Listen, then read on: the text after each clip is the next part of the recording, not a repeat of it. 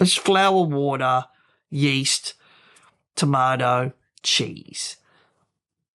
How hard could that possibly be?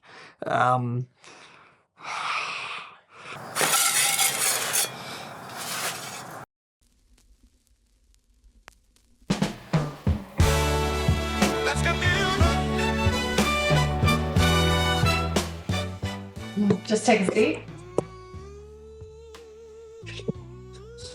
So, tell me about pizza. Oh, pizza.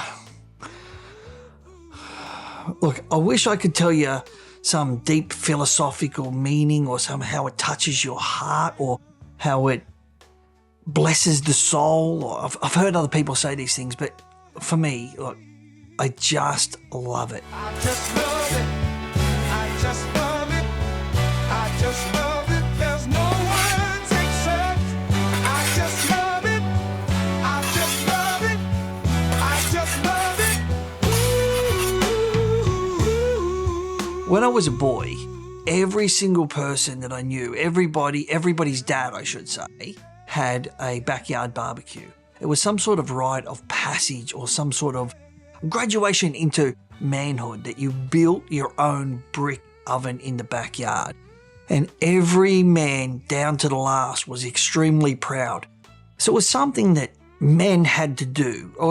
As a family, it was an awesome gathering. And I always remember everybody commenting on everybody's, oh, those are the best sausages. That is absolutely the best snags I've ever had. And it was simple food. It was a sausage in a bread, okay? It wasn't a bun, it wasn't a roll, it wasn't a hot dog. It was sausages on bread with some sauce. And everybody was just absolutely delighted and fascinated about how good this meal was. That's always stuck with me.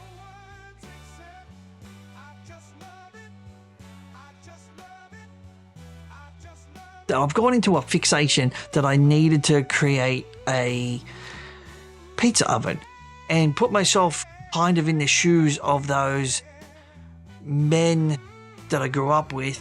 But unfortunately, I am not a handyman per se. I mean, like, for this particular build, I bought a welder and I bought several things. First off, I wanted to make a table to put the pizza oven on. So I bought a table saw. Never had a table saw in my life. Never operated a table saw in my life. So I bought that and then I realized I want specific angles. Like for my table, I wanted specific angles. I didn't want just an angle to be straight up and down. I wanted a 30 degree, 15 degree angle on things. So I also bought another, what is called a miter saw. Now, I didn't know what a miter saw was, but that seemed to be the thing in the hardware store that made angle cuts. So I got one of those. That's how handy I am.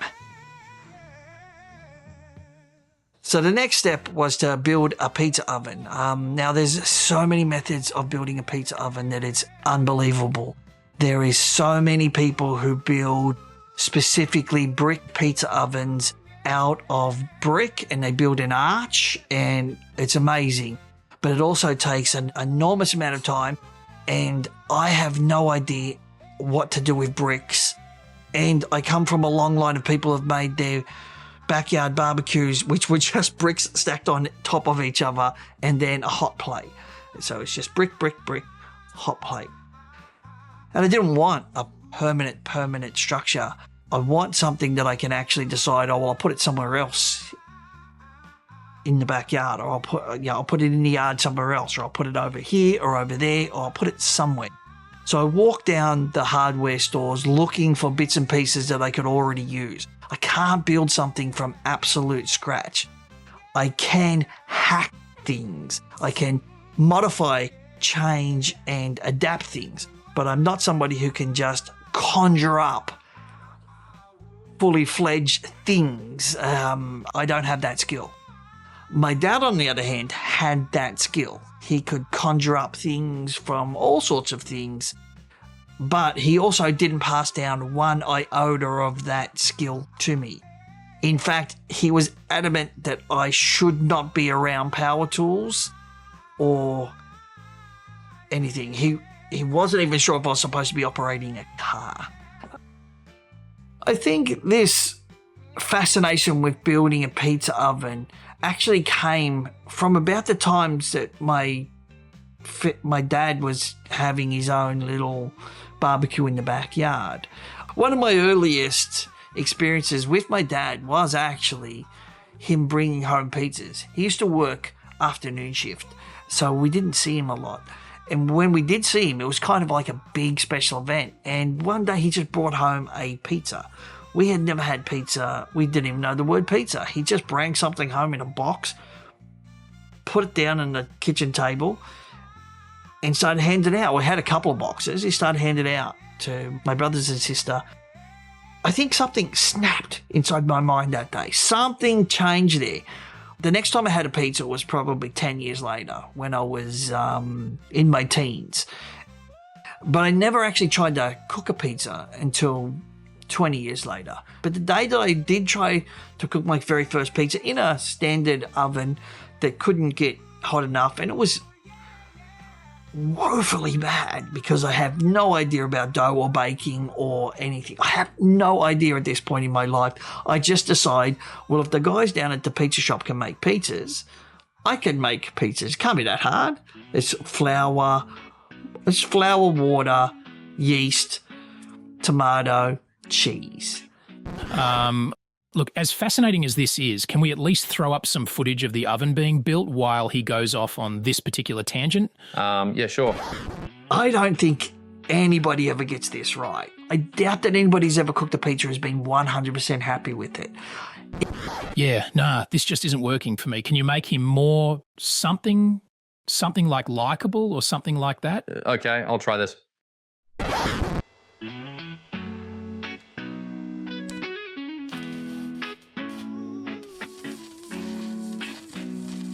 Hey, hang on. Why isn't he speaking now? You wanted him likable, right? Yeah, but you can't just mute him. Well, you know, I can only do so much. So what I did is I went to the hardware store and I found as many bits and pieces that looked like they would go together and go together fairly easily. So the first things were 2 fire pits that were small size and then 2 fire pits that were a bit larger. That way I could put the smaller fire pit inside the larger fire pit, and then some sheet metal that I could weld together, which I had a lot of faith in my welding skill, even though I had never welded before. I just thought it would go together. Anyway, so and in between these two sort of dome structures, I would put a lot of insulation. Inside the smaller dome are the fire bricks. So the fire bricks go inside the inner dome, and then the fire is put onto the fire bricks. The reason I went for a metal design was because metal conducts, or whatever the word is, conducts, whatever, there's a word for it. It heats up fast. It heats up fast and has a much more intense sort of heat dissipation than stone. Stone or bricks take a lot of time to heat up, and they do retain the heat for a lot longer, but they take an enormous amount of time to actually get hot enough to cook. This way, by having a steel design or a metal design, I could cut the time of warm-up down to basically about 30 to 40 minutes, depending on how many logs I throw in on the fire. It's mainly getting the bricks up to temperature. Had a lot of problem with the opening. I tried to create a few different metal pieces that I thought would work, that I could bridge the gap. There's kind of a gap in between the inner dome and the outer dome. I just had a pair of tin snips and I was trying to cut a circle around it, but I just couldn't get it right. And I quite literally didn't know how to stick it onto the outer dome's little band that goes around. So I just abandoned that completely and filled it with some concrete. But look, where there's a will, there's a way. You come up with the ideas that you come up with along the way. In between the dome, there is a chimney space. So what I've done is I've channeled out a space that's about half a finger that sucks out any smoke that comes through and creates a chimney effect, goes up into the flue. Pretty simple idea, pretty simple. But what it does, it allows the inner dome to have a completely enclosed with no holes and have the smoke escape, but not look like a big, bulky chimney. It's a really discreet design, and here it is.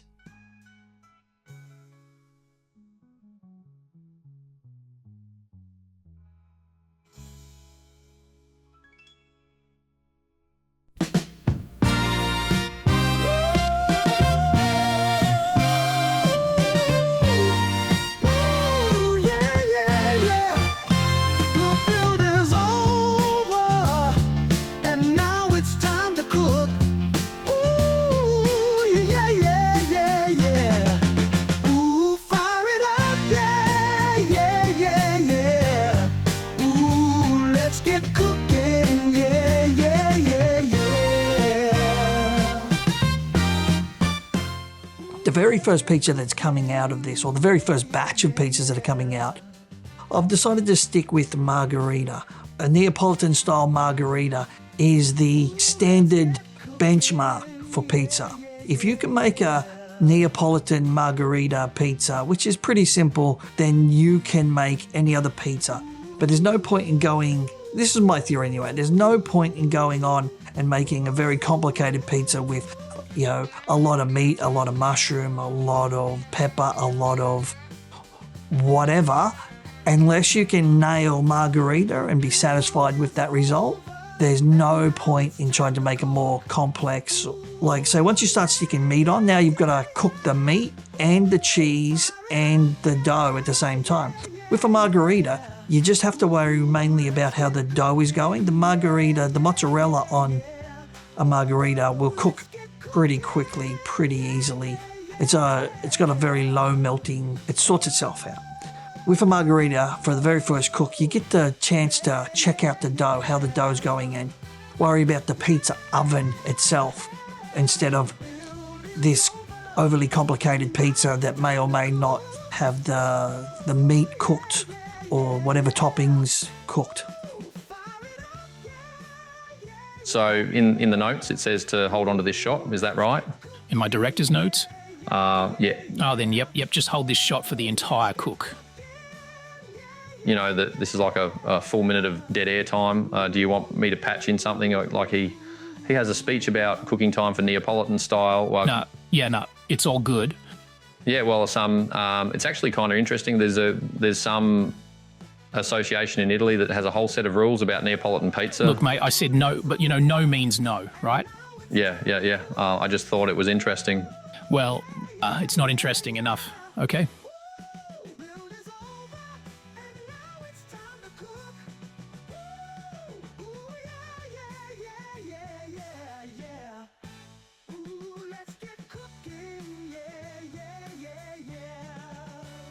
So, you know, what's the plan now? Can we have some of that editor magic to make this a tad bit more interesting? Look, dude, I have a keyboard with some buttons and a mouse, not a wizard's wand. So the only magic that's happening is what's already been happening. So if you didn't film it, I can't cut it in. No offense, mate, but this attitude you're giving off could be a problem for both of us. It looks like what we have here is a you problem, not a me problem. So I'll just sit back here a little and wait for some director magic to happen. Yeah, we'll just patch in something while I think about your attitude and our working future.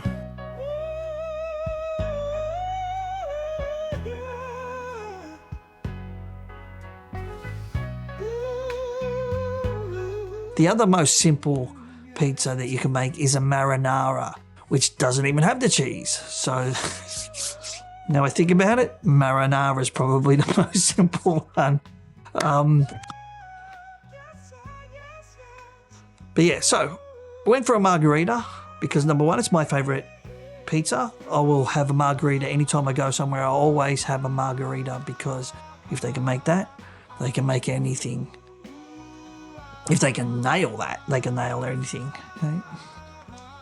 Okie dokie, let's try this. Patch in that part where he is asked about how to make the perfect dough. You mean the part where he sparked off into a lunatic rant? Yes.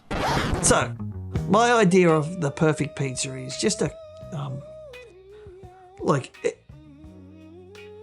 the problem is it's an evolving platform of what is perfection. There's you can't get it. You just can't. You can come close. You can come close to what you think is the perfect pizza. but you can't make the perfect pizza. The most perfect pizza is only made by somebody else. You can't make the perfect pizza. I will lay odds on anybody out there who thinks they've made the perfect pizza themselves and ate it. They don't like pizza. They've just had pizza a couple of times, right? I'm assuming whoever makes lasagna, you can taste a great lasagna from somewhere, but you can't make the perfect lasagna. You can't make perfection. You just can't do it yourself. Those people who can are lying. They're wrong or they're lying.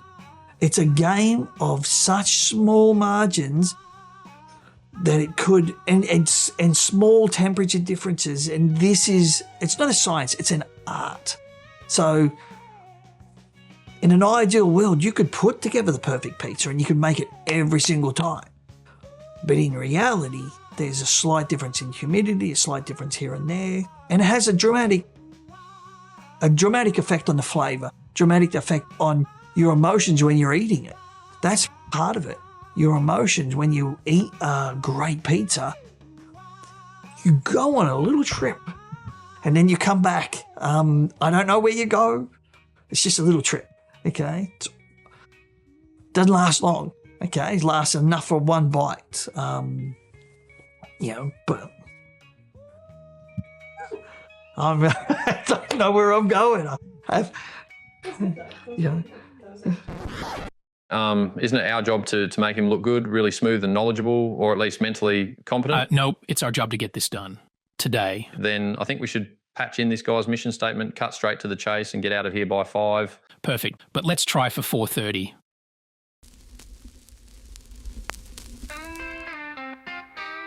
With every pizza I make, I'm going to attempt to do something subtly different. Something that includes a bit of Tasmania, includes a little bit of the environment that I live in, and includes some sort of locally sourced produce. For this one, instead of, like I said, it's a pretty simple thing. I was going for a margherita. Poppet got in my head. She just would not accept anything else but some smoked mozzarella.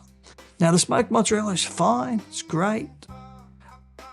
She wanted to get it from 3 hours away, close to Hobart.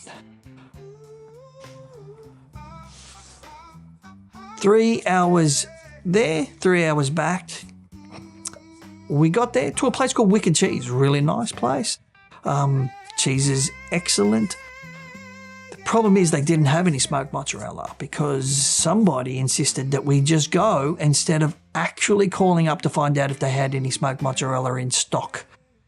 Poppet is not one for a long phone conversation. She will have a long conversation with me. I don't understand it because it's in French. But anyway, 3 hours, a 6-hour drive to find out they didn't have any smoked mozzarella, which was fine because we got some Wicked Cheese whiskey cheddar.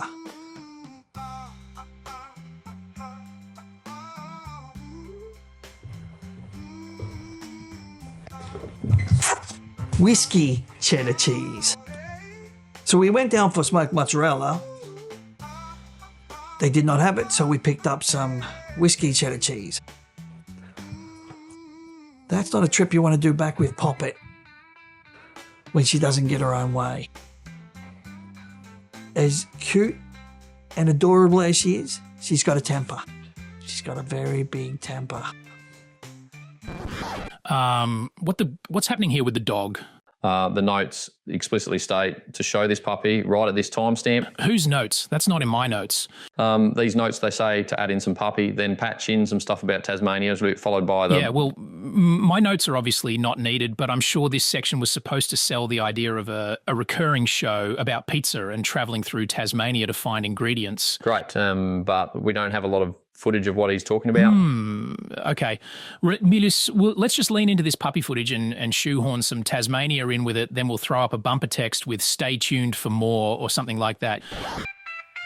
The brilliance about Tasmania is Tasmania has captured the imagination of many people from many different cultures who have come here, set up farms, and then created their own little slice of heaven. There's a romanticism about Tasmania, but there's a reality. Apparently the soil here in most places can grow anything, which makes it very attractive for people who want to do micro farming or some sort of farming, organic farming. So we're going to explore that in a few different ways. Find out what, why, how people came here, maybe they're born here. Maybe they just moved from this town to that town, whatever. But there's a lot of different cultures, and it's a lot of different cultures influencing each other. It's a very unique environment here. It's a very unique group of people. I am super passionate about pizza. And now that I've had a chance to cook in my own oven that I built myself, I just want to share this passion with people that I think are important. Can you tell me, is this a show about pizza? Is it about puppies, or is it? Yeah, I'm not sure, because it seemingly has all those things in it. You know, with this guy, I think it's whatever comes out of his head, mainly unfiltered. Honestly, I don't think even he knows. Yeah, I'd be fully surprised if he does. I live in an amazing place. It's called Tasmania. Everyone's heard of it. Very few people have been here. It's actually an amazing place. It has so many different climates and so many different food sources that I could pretty much create amazing different tastes that other people probably haven't explored yet. Yeah, it's 4:25. Perfect. We'll end it right there. Render that out and send it off. Look, they're probably going to demand revisions, but yeah, we'll burn that bridge when we get to it. What I'm going to do is create this series where I explore Tasmania, where I explore some of the microclimates in Tasmania and what ingredients can come from there. Then bring them back, use them in a pizza.